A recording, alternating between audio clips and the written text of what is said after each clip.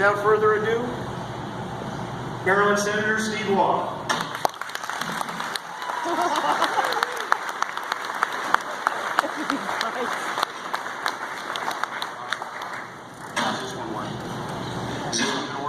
Plug it in. Put it Leave in it stationary. Yeah, there you go. Now talk to it. Get it. There you go. How's that? Yes. Yeah, that'll work. See? Yeah. Okay, so Myra and I have to laugh. We were here a few days ago for a homeless shelter benefit, and it was the exact same problem. That's why I kept telling the girls, like, no, if you stand right there, it'll work. True. So, a few minutes ago, General Manziello is a friend of mine. We got to know each other about 15 years ago. And we were remarking that 15 years ago, we would not have imagined ourselves here tonight, up in the front, unless it was for like a special court-martial or something. And I can, you know, a lot of folks ask you, is like, hey, Steve, and my son Philip will attest, is that, you know, is this all part of your plan for world domination, this politics thing? And I can assure you that 35 years ago, when I was a midshipman at the Naval Academy drinking in the bars in Annapolis, I did not imagine that 35 years later I would be a senator drinking in the bars in Annapolis. 35 years to go a half a mile, not much of an accomplishment. But, you know, a lot of folks come up to you, and don't get me wrong, this is good work if you can get it. I really appreciate it. It's an amazing opportunity to serve. But a lot of folks always ask, is like, hey, is this the pinnacle of your career? Is this just the most amazing thing? And my answer to them is perhaps a little bit odd. But a lot of folks up there, and they're good people, don't get me wrong, but that's the most important they've ever been. That is the coolest office they'll ever have, and that is the flashiest title. Because it is pretty zippy to be walking around a Capitol building and having people chase you down. Oh, senator, you know, they want to talk to you. But I'll tell you what, and ladies and gentlemen, you all here tonight have the greatest title that anyone in the world could ever ask for.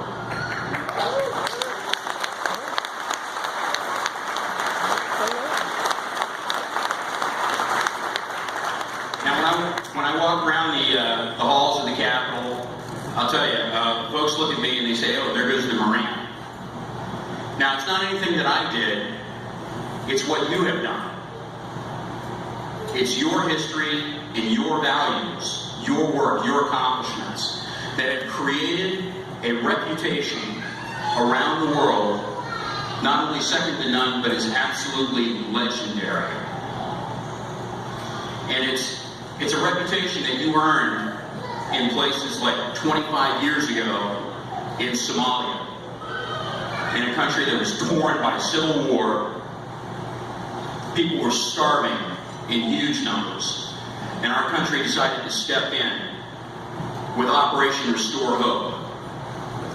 And our 15th MEU came ashore from the USS Tripoli, and it was the 2nd Battalion 9th Marines, brought ashore by HMM 164 into Mogadishu, where relief operations began.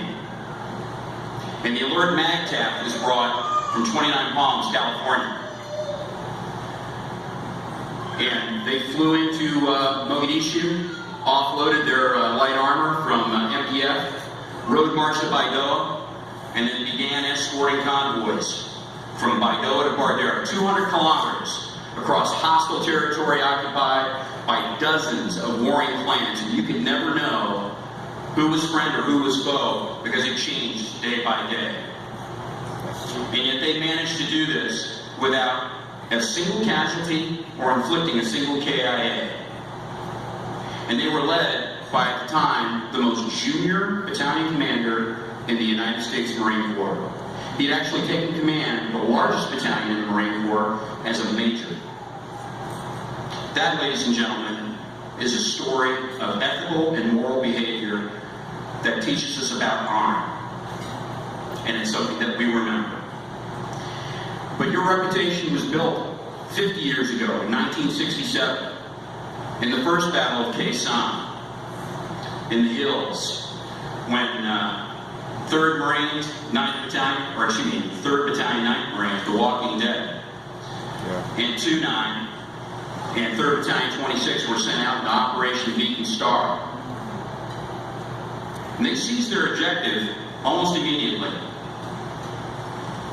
And then they found themselves facing off the North Vietnamese general and the North Vietnamese army that had defeated the French at Dien Bien Phu. They were laid siege for 77 days, cut off from all resupply. Their only lifeline was marine aviation. Helicopters bringing in every day all of the supplies, the food, the ammunition, and then taking out their casualties. And throughout all of this, you have young men like Company Commander William Dabney, who every day, every time a helicopter came into that hot LZ, he went out with that and, without any regard to himself, braved the fire, offloaded and unloaded the helicopters, and moved them on. For that, he was awarded the Navy Cross. And that story of courage was written in blood into our history. But your reputation was also built in 1942 at Guadalcanal in Operation Watchtower. 6 long months of agonizing fighting, disease, setbacks. But we did it. We turned the tide of the war there. In days, the Marines went ashore and they took the airfield that the Japanese had been building at Lunga Point, renamed it Henderson Field, and built the Cactus Air Force. VMF 223. Anybody here from 223? VMF 223 flew in within days and began flying fighter cover. SPD showed up, started flying bomber missions, and after a couple of months, they were relieved by VMF 121, commanded by Joe Fox, one of those great Marines of VF 121. On his first sortie, was shot down and crashed his aircraft in Henderson Field. On a subsequent sortie, shot down again and ditched at sea. Suffering from malaria, he persevered. And throughout it all, in his months there, scored 26 of the 72 kills that his squadron was responsible for. And for that, he was awarded the Medal of Honor because of his story of commitment. But your reputation extends back further, even in 1917, when Alfred Cunningham went to France with 5th Marines and flew the very first combat air missions of Marine aviation. And while he was doing that, he was organizing the first squadrons back home. Now, all of this history, these stories of commitment, courage, honor, you know, they're not just words. They're not words on a card. They're not some inspirational poster in your office. They are not a meme in Facebook. These things are seared into your DNA as a Marine, because these stories are personal to you, because these are people that you know. These are Marines that you have served with, and it has been there throughout your career. Because unlike a lot of other services, we can pull a thread through our history. Because our heritage are those generations of Marines that have come before us that we remember here tonight. Because in 1917, one of those squadrons that Alfred Cunningham was organizing was led by Captain Roy Geiger. And he brought forward with him that history and that foundation 25 years into the future, when General Geiger was commanding the Cactus Air Force in Guadalcanal. And he imbued that into a young fighter pilot named Captain Marion Carl in VMF 223.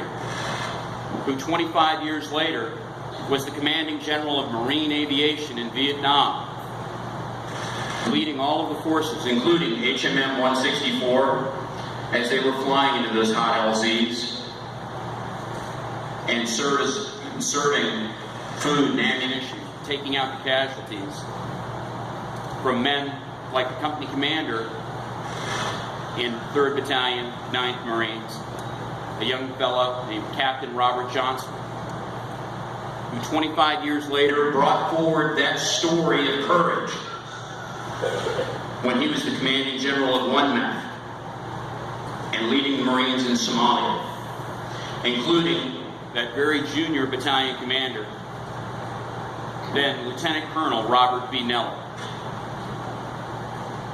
who is today, 25 years later, our Commandant, and has brought that message of honor, courage, and commitment based upon the history that our foundation gives us.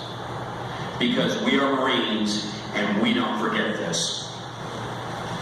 So, ladies and gentlemen, I am here to tell you, there is no higher calling, there is no greater profession, there is no nobler title than United States Marine. You're gonna make me cry. He gives a good speech. That history lesson is awesome. And I will tell you, there is no place I would rather be Thank than you. here tonight in the company of my fellow Marines. Semper Fidelis.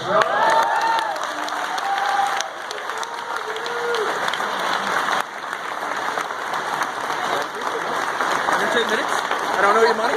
No, I've got 16.